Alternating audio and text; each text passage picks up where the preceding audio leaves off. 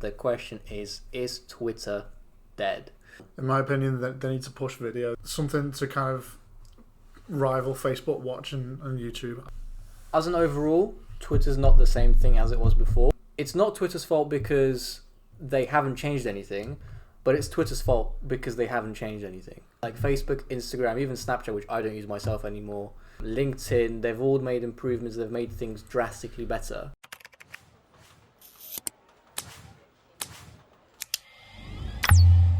Hello and welcome back to Season 2 of the Fly High Media Talks podcast. Welcome back. Sorry if you missed us. Sorry if you missed us. There wasn't actually a break, it's just we recording a second lot of podcasts now. We have, yeah. As you can see, we have a brand new set. It's not brand new, we're facing the other way and the TV's in the background. And we've got some professional lights. We're making things a bit more pro this time. Yeah. But a lot of people seem to be enjoying the episodes and what we're talking about from the feedback that we're getting. So we thought, why not carry on? We find it quite fun to actually make these. Yeah, definitely. Yeah, I mean, before we started the podcast, like we often just ranted about marketing things related and business related things. So we obviously think there's a market for it. You know, other people probably share the same pain point. So we thought that there's a lot of people, and you know who are that are sort of silent or non-audible listeners. That we get a load of messages from people saying that they're listening to the latest episode, and we had no idea that they were watching, or in some cases who they were. So it's good to have that support. So if you guys want to leave a comment or anything, I'll get in touch with us, or give us a question or a topic to cover, or a question to answer or something. Feel free to get in touch. We reply to pretty much all of our messages, me and Matt on our personal DMs, as well as our Fly High Media profiles on LinkedIn or Facebook or Twitter or whatnot.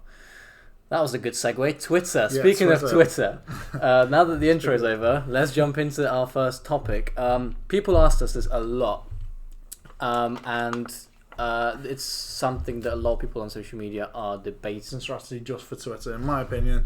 In the past, I've used Twitter mainly just for personal things. So it was years and years and years ago. So it was literally just sharing my everyday life, really. Kind of like almost a journal, that kind of thing. See, that's weird. We spoke about this before off camera, and that's weird because I used to do that as well when I was like in college and stuff. But I used to do that on Facebook. Yeah. I never used Twitter for that sort of stuff. Yeah, I mean, I think I did it on Twitter because I was scared family would do it on Facebook. That's my thing. Fair enough. And, what were you putting on there? Well, it's just like teenage struggles, that kind of thing. It's like a good place to vent. And, it is. There's no one there. Like, and you're only limited to 140 characters back then. That's it, yeah. But yeah, is it now like 160 characters? No, it was 140. Now it's 280, I believe. 280. They've doubled it. Yeah, You're right, they've doubled it. And you can do like staggered replies and stuff, which is quite cool. But yeah, I'd agree with that. My view on Twitter these is I used to use it a lot, not for personal teenage venting sort of stuff, but I used to use it for business quite a lot.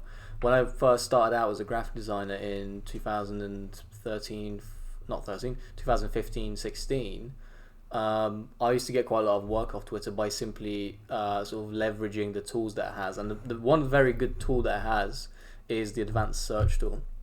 It's very difficult to, well, you can't actually search anything that with those advanced sort of details on Facebook or Instagram. You can on LinkedIn if you get, I mean, there's this advanced stuff you can do on LinkedIn, but you can't, there's mega advanced stuff if you get the Sales Navigator. But on Twitter, there's a lot of stuff you can do in terms of searches natively within the Twitter platform, no third parties involved, by typing in things like hashtags, keywords, even area, like geographic location to the mile. And what I used to do is I used to go on Twitter, when I was alone on projects, I used to go on Twitter, go into advanced search, and type in keywords like need logo design, need branding, need like CD artwork or something, or need website in some cases as well. And I'd search people that were tweeting out things like, I need a logo for my business, I need a logo for my startup, I need a website for my brand or whatever. And I'd used to, from like my company account, I used to just click like reply to them, say send me a DM. There used to be a trick on Twitter where if you follow them and they follow back, you can send them a DM because sometimes they're turned off. So if you know all those little tricks, and you can even filter it by like no older than like 3 months ago, because if they tweeted it 3 months ago, chances are they've like given up or they've had it sorted already. And even 3 months is quite a stretch in some cases.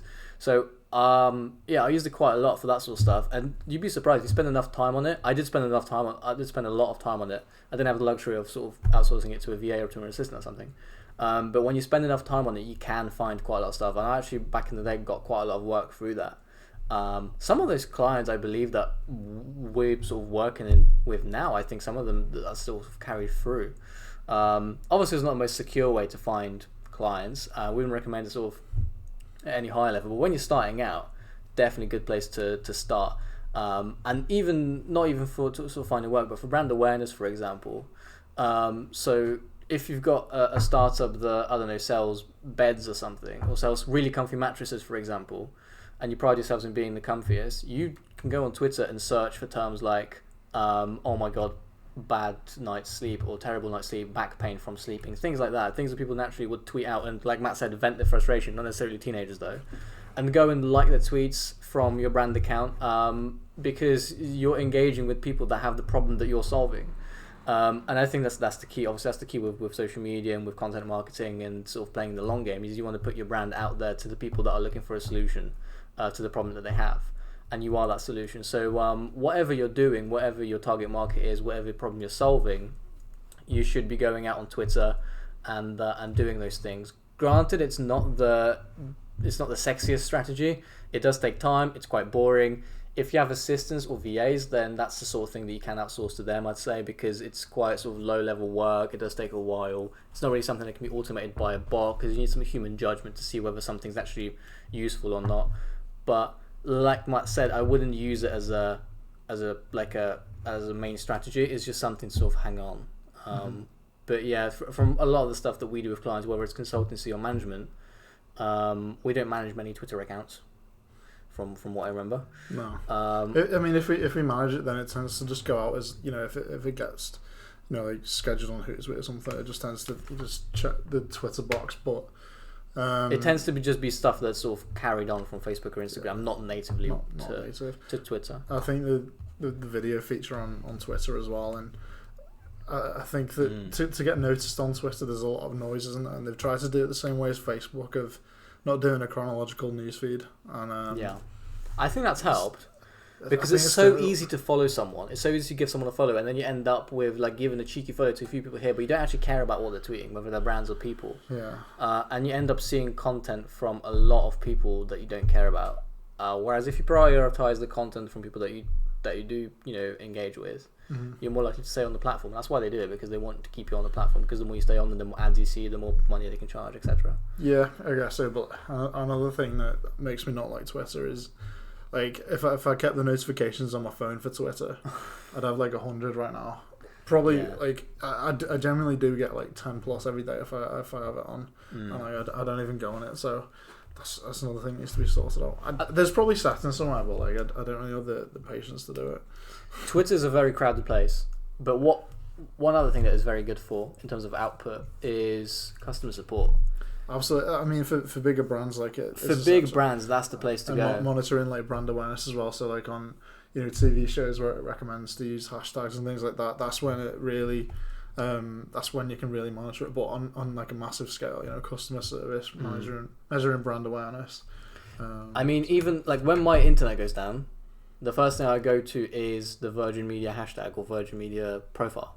And funnily enough, there was a point where Virgin Media downtime was actually getting quite a serious problem. Someone, I can't remember, nor would I want to sort of advertise it, but there was someone that made a bot, and what the bot did was tweeted out every time Virgin Media had to apologise for a downtime or for no internet or something like that. And there was even a landing page that that counted every time on Twitter Virgin Media had to say the words sorry or apologies. That's a good one. Which was quite a lot, because in places Virgin Media sometimes isn't the best internet connection. But I remember that because I used to vent my frustration on Virgin Media by using Twitter, because that's where they hear you. Like every time you put, even if you put just hashtag Virgin Media and then a bit of a rant, they reply to you. Yeah. And it's the same with like people use it a lot for flight companies, for Ryanair and Wizz Air and stuff like that. I see people all the time venting like EasyJet, why is my flight delayed, flight number, whatever. And then EasyJet actually go on and reply. I mean, in some cases they're good, some cases they lack, depending on who's managing it and how well they're doing it. But in some cases they actually jump on and reply, hey, sorry, flight's delayed, it's delayed by 15 minutes, go to gate, whatever, airport, whatever. In some cases they can actually be quite useful. But also things for like, ASOS, returns, sizes, deliveries, things like that. Brands take it quite seriously for customer service. We've got to give a big shout out to Paddy Power, haven't we? We've got to give a big shout out to They're the Paddy Power. kings or queens of Twitter, Absolutely. Well, firstly, I don't know how they get away with half the stuff. They It's must have like a crazy. team of lawyers sitting behind them. They've obviously got a lot of money behind it, but also they use Twitter by you can tweet in odds and things like that. So if there's a special odd that you want to if you want a special bet, then you just tweet in what you want and then request a bet. Request a bet, yeah. But yeah, Paddy Power's social media management is incredible, isn't it? They're first to every joke and. There must be a big team behind it. So, Definitely, people another thing is what brands what smaller businesses can take away from that is how quickly things can go viral. So retweets can go viral as long as they're shared quickly. But also what people do is they once they see a good tweet, then people screenshot it and share it on Facebook, Instagram, that kind of thing. So,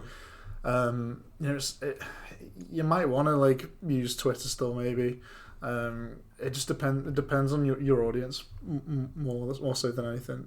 Yeah, definitely depends on. Engage your audience as well. So if you're a law firm, I wouldn't go on to make football jokes. That would be quite. Well, yeah, you have to know your audience at the same time. It's Yeah, a bit of but an extreme example. Twitter's a very good place to get noticed, and it's also very good to get a reply from people. So the examples of airlines or service companies like Virgin Media, Vodafone or whatnot, the best way to get a reply from them if you don't want to get on the phone, which takes forever, is to use Twitter. I'd say on Instagram those people don't reply. On Facebook it's very difficult because they all use messenger bots now because they try to funnel down the people that make it through the wall of the bot, I suppose, that have the patience for it.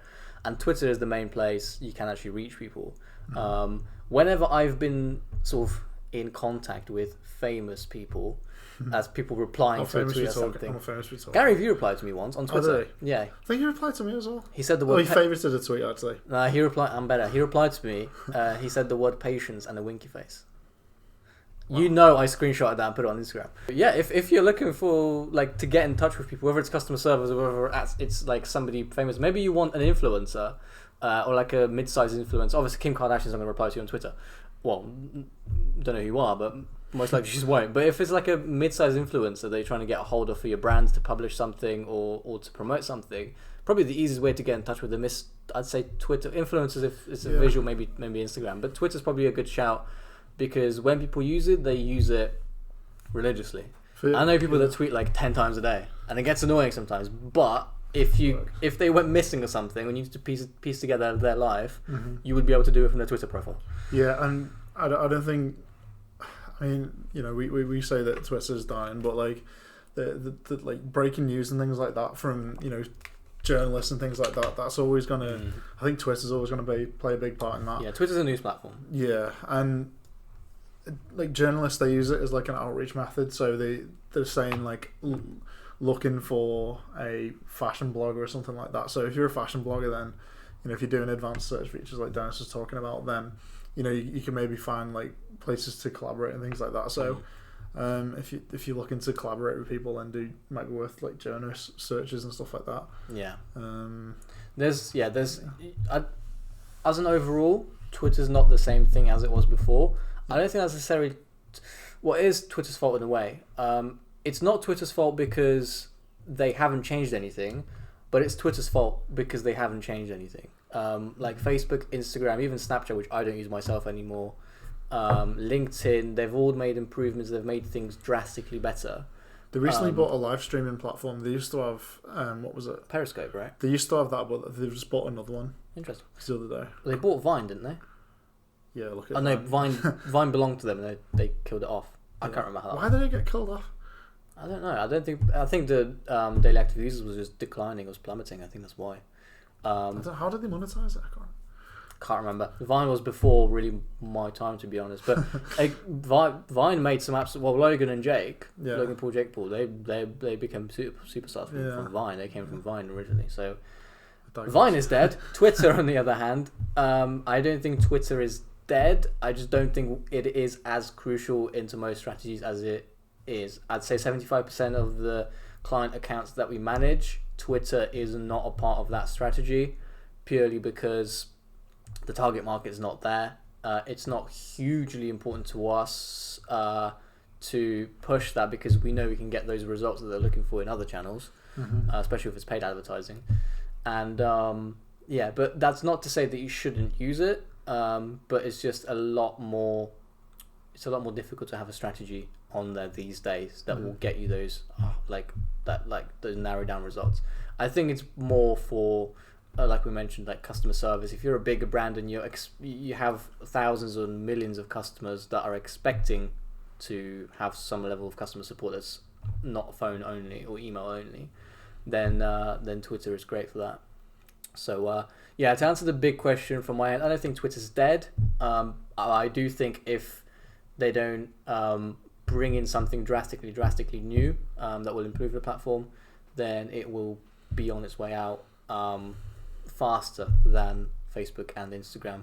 But I do have hopes in the CEOs behind Twitter to sort of revive the platform a bit more. In my opinion, they need to push video. They need to up the video game.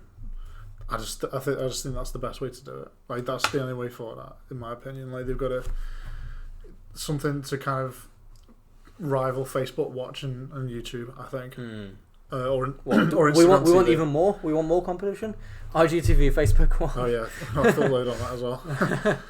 But yeah, I think that Twitter have got to have more push on video. You know, they just bought that new live streaming platform thing, I believe. Yeah. If you have any questions or stories or anecdotes within Twitter, then do send them to us or comment below wherever this is, wherever you're listening or watching to this, and we'll be happy to share them or redo another episode or have another discussion or whatnot. But yeah, I think carry on using Twitter, but don't sweat over it because chances are you're going to get more success in other areas as well. So if you have limited time or limited resources, limited budgets, I would focus on other areas. But it is a case by case sort of scenario. But going by the majority, it's not a wide scope sort of area to target. But do use it for the advanced search feature. I've used it, worked out brilliant in the past. We've used it on a few sort of brands that we're collaborating with, and it's worked very well in the past. And we always recommend people use it, and we're recommending now that you use it. So make the most of it whilst it's still there, and make the most of it whilst people are still on the platform, because there are quite a lot of people. We should have been prepared and knowing the exact daily active users of Twitter, but it's quite a lot. It's not a platform that's completely dead. But yeah, my opinion is that if they don't change something drastically, that they might be in trouble soon. Yeah. So let us know your thoughts. Let us know if you use Twitter. If maybe you can do a rank like what's most important, what's least important in terms of social media platforms for your business. Let us know what your thoughts are, and feel free to DM myself or Matt as well. We'll get back to you. We answer all of our DMs pretty much, unless they're Forex traders. And they can get right on the DM.